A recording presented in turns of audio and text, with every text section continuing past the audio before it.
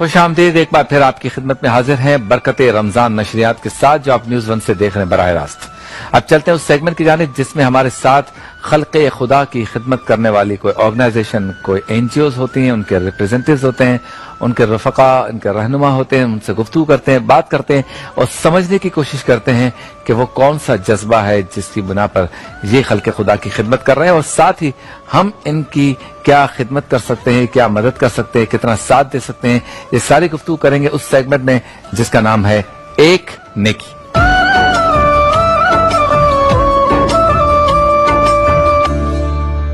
नेकी में हमारे मेहमान हैं आज ग्रीन क्रिसेंट ट्रस्ट के दो बहुत ही प्यारे मेहमान, साथ जिया शेख साहब। अस्सलाम वालेकुम, बहुत शुक्रिया तशरीफ लाए। और दाएं हाथ पर मौजूद है हमारे एक और मोहतरम मुसद्दिक अजीज साहब, आपको भी अस्सलाम वालेकुम, बहुत शुक्रिया, आप दोनों तशरीफ लाए। पहले हम इनका एक पैकेज देखते हैं ग्रीन क्रिसेंट ट्रस्ट का, ताकि पता चल जाए कि एजुकेशन के सेक्टर में, वाटर फिल्टर प्लांट के सेक्टर में ये किस तरह काम कर रहे हैं, फिर कुछ गुफ्तगू करते हैं। आइए देखते हैं।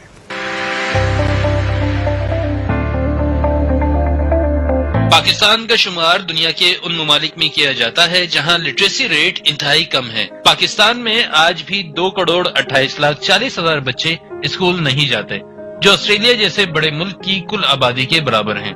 एक ऐसा मुल्क जिसकी 2.25 करोड़ आबादी, जिसने अपनी जिंदगी की शुरुआत करनी है और जिसने कल को पाकिस्तान की तामीर करनी है, वो वसाइल न होने की वजह से तालीम हासिल नहीं कर रही और कल को यही 2,28,00,000 बच्चे रियासत पर बोझ बनकर रह जाएंगे।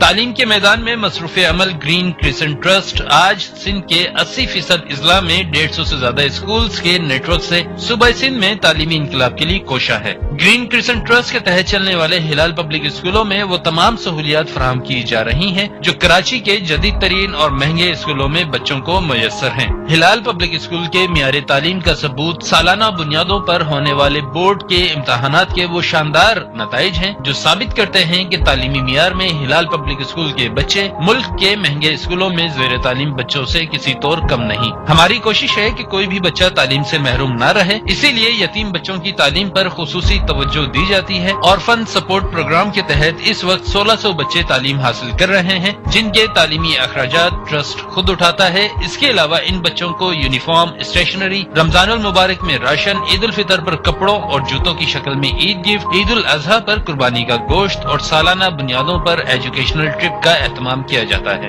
ग्रीन क्रिसेंट ट्रस्ट थरपारकर में फराहमी आब का फरीजा भी सर अंजाम दे रहा है और 670 से ज्यादा गोठों में वाटर प्रोजेक्ट लगाए जा चुके हैं, जिनसे 2,05,000 से ज्यादा लोग अपनी पानी की जरूरियात पूरी कर रहे हैं। ग्रीन क्रिसेंट ट्रस्ट को अहले दर्द मुखय्यर अफराद का ताउन हासिल है। बेशतर स्कूल किराए की इमारतों में कायम है। इन स्कूलों के लिए जमीन का हसूल और उसकी तामीर और तमाम स्कूलों और दूसरे तमाम मंसूबों को चलाने के लिए मुस्तकिल बुनियादों पर कसीर अतियात की जरूरत होती है। हम में से हर शख्स को अल्लाह ने खूब नवाजा है।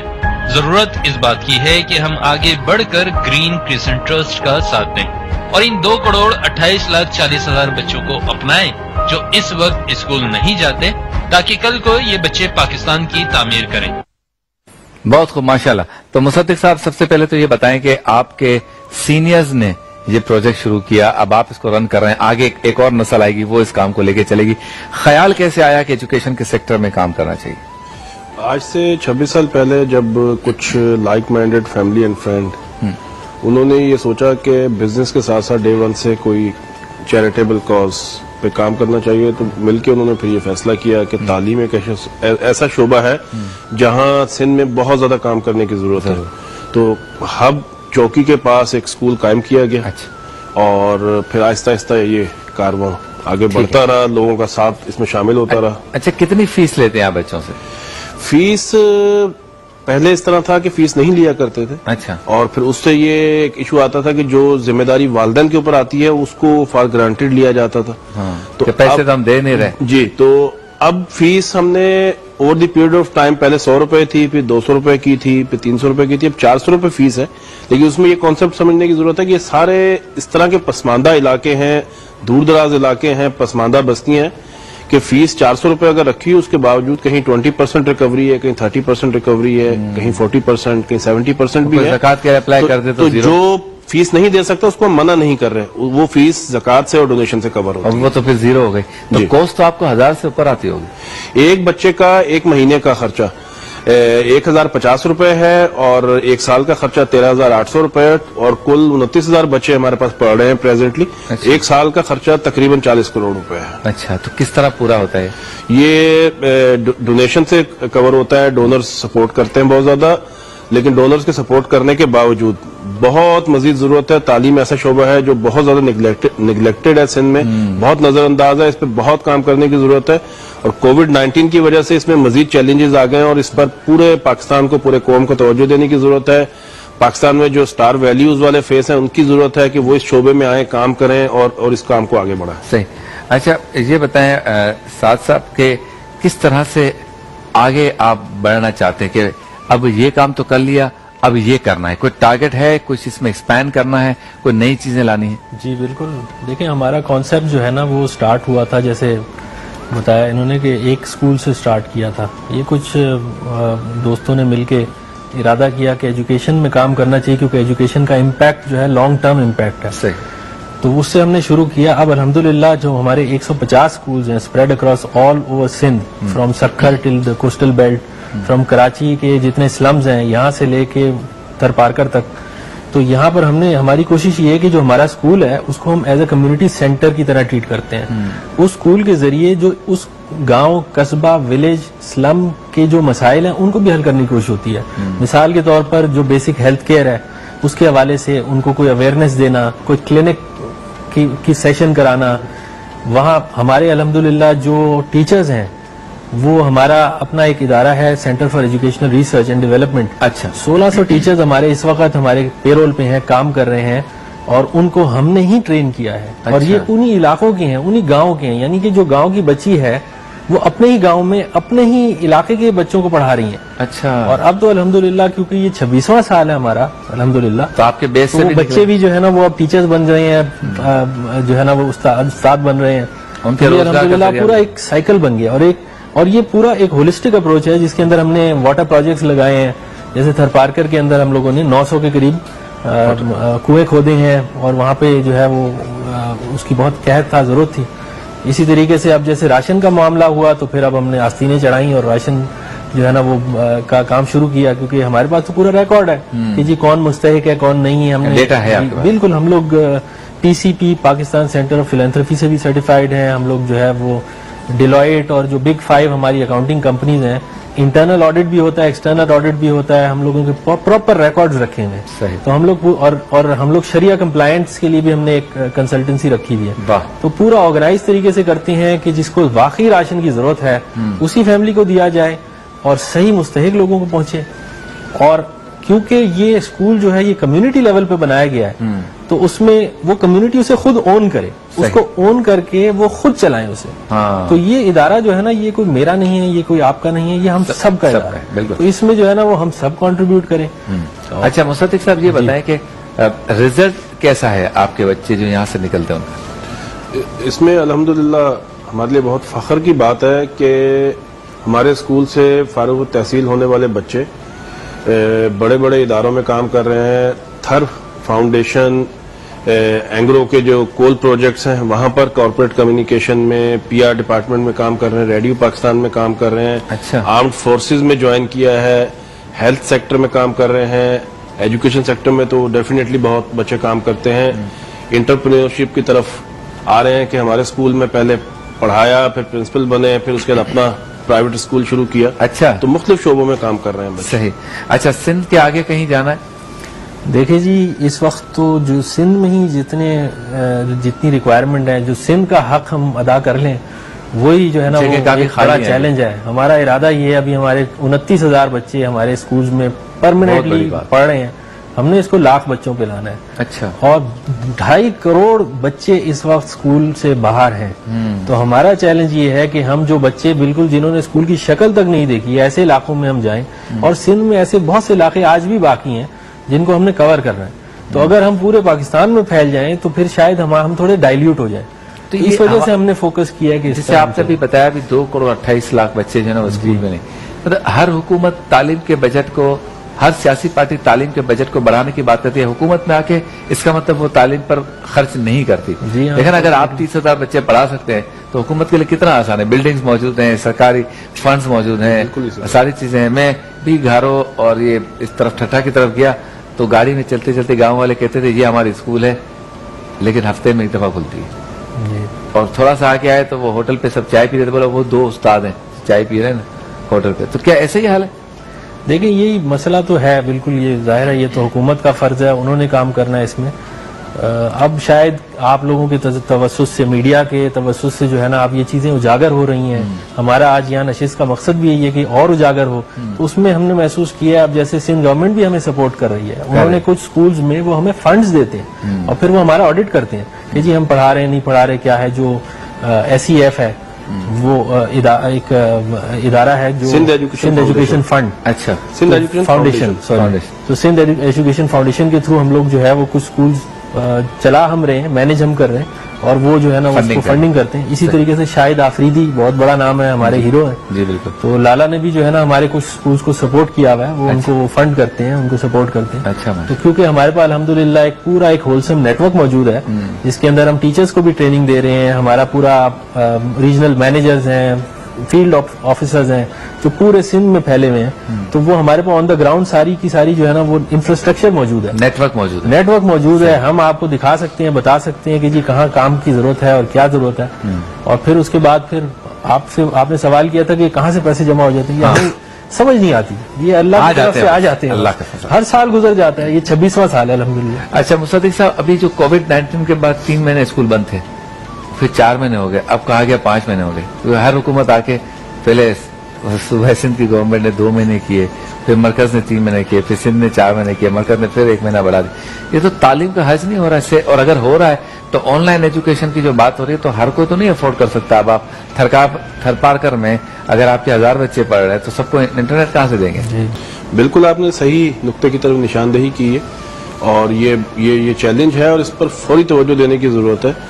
कोविड-19 अपनी जगह एक चैलेंज है, सोशल डिस्टेंसिंग अपनी जगह एक बहुत इंपॉर्टेंट चीज है, लेकिन इस सब में रहते हुए कोई रास्ता निकालना, तालीम का जो नुकसान हो गया इस 3 महीने में, अगले 2 महीने में हो रहा है, ये बहुत बड़ा नुकसान हो रहा है और इस पर तवज्जो देने की जरूरत है।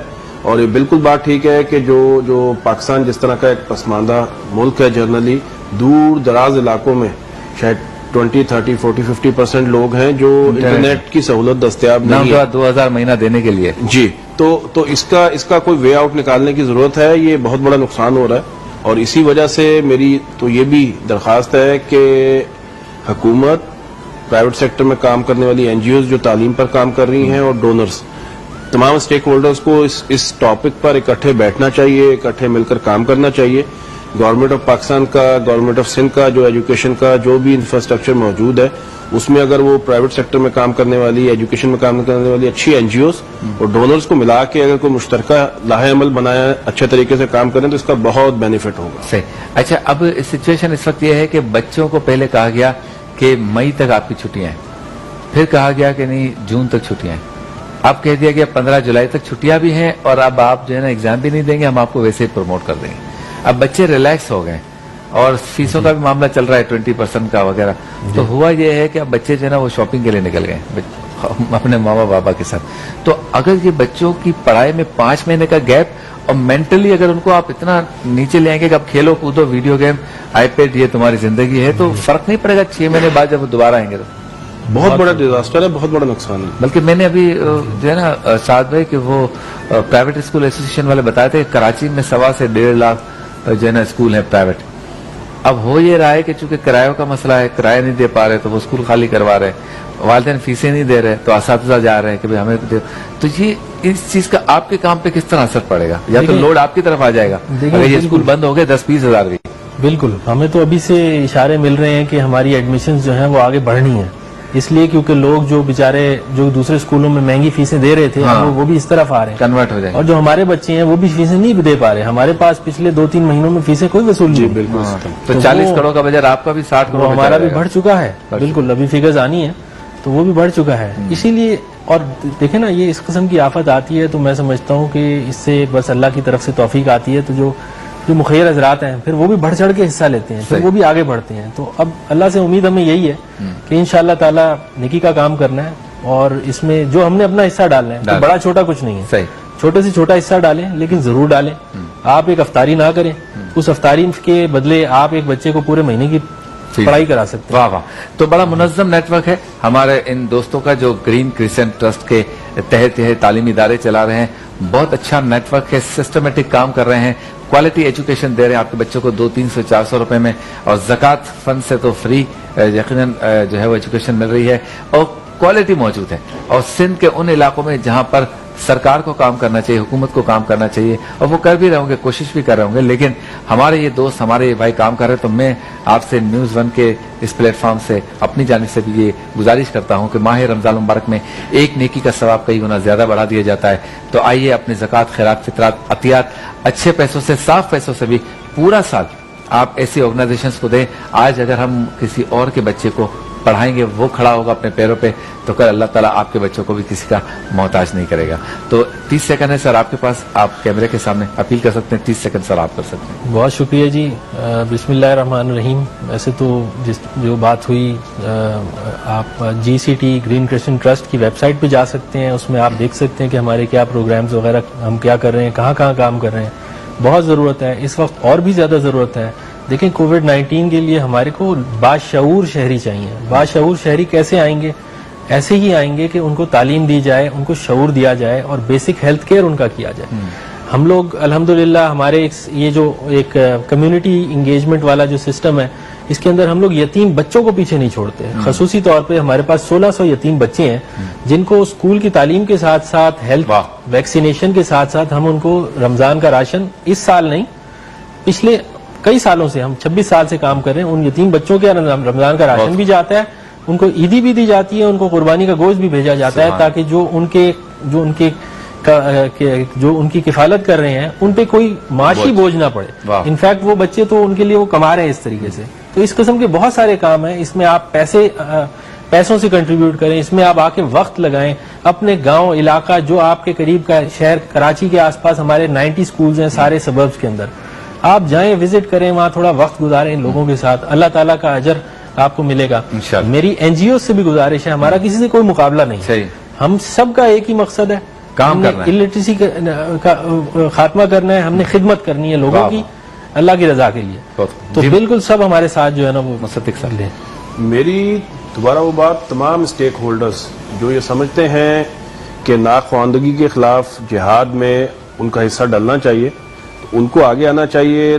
स्कूल एजुकेशन डिजर्विंग बच्चों के लिए इस पर सबको मिलकर काम करना चाहिए, और स्पेशली शाहिद हाफिजी साहब की तरह जो स्टार फेस वैल्यू के लोग हैं, उन तमाम लोगों को तालीम के शोबे में लाजमी काम करना चाहिए, किसी भी प्लेटफॉर्म से काम करें। पाकिस्तान में तालीम की कमी, शऊर की कमी की वजह से सोशल डिस्टेंसिंग को भी उस तरह नहीं अमल किया जा रहा जो कि दुनिया में हो रहा है। बहुत खूब, चलते हैं ब्रेक की जानिब। ब्रेक के बाद होती है एक बार फिर आपसे मुलाकात। आप दोनों का बहुत बहुत शुक्रिया।